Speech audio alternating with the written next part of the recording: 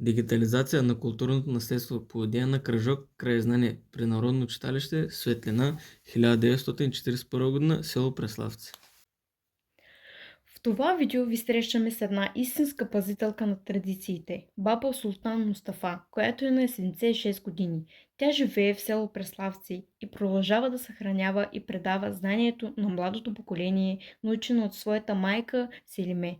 Ризата, върху която работи, е ръчно такана от фин плат, наречен бюрюнджик, използван в миналото за облекла. В видеоматериала ще видите как баба Султан показва отварянето на яката на алианска дамска риза, техника, усвоена още в младостта й. Тя демонстрира и начина на изрязване на ръкавите. Особен детайл, който оформя не само силуета, но и служи като част от яката, придавайки на ризата характерния и традиционен облик.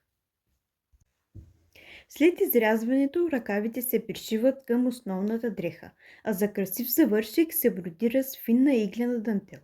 Иглената дантела е древна техника от 16 век, при която сложни финни мотиви се изработват изцяло на ръка с игла и конец. Тя се отличава с разнообразие от възли с усукване, често с флорални или геометрична структура. Всяко нейно движение носи памет, умение и душа. Това не е просто занаят, а жива традиция, която продължава да ни свързва с корените ни. В края на видеото ще видите ризата в завършен вид. Kültürel mirasın dijitalleştirilmesi, Preslavski köyündeki Svetlina Okuma Evi bünyesindeki yerel tarih kulübünün bir fikriyle gerçekleşmiştir. Bu videoda sizi geleneklerin gerçek bir koruyucusu olan 76 yaşındaki Sultan Mustafa anne ile tanıştırıyoruz. Kendisi Preslavski köyünde yaşamaktadır ve annesi Selime'den öğrendiği bilgileri korumaya ve genç nesillere aktarmaya devam etmektedir. Üzerinde çalıştığı gömlek, geçmişte giysi yapımında kullanılan bürüncük adı verilen ince bir kumaştan elde dokunmuştur. Videoda Sultan annenin Alevi kadın gömleğinde yaka açma tekniğini nasıl uyguladığını göreceksiniz. Bu tekniği gençliğinde öğrenmiştir. Ayrıca kolların kesilme yöntemini de göstermektedir.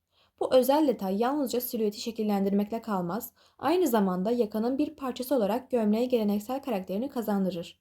Kesilen kollar daha sonra ana giysiye dikilir ve güzel bir bitiş için ince iğne oyası ile süslenir.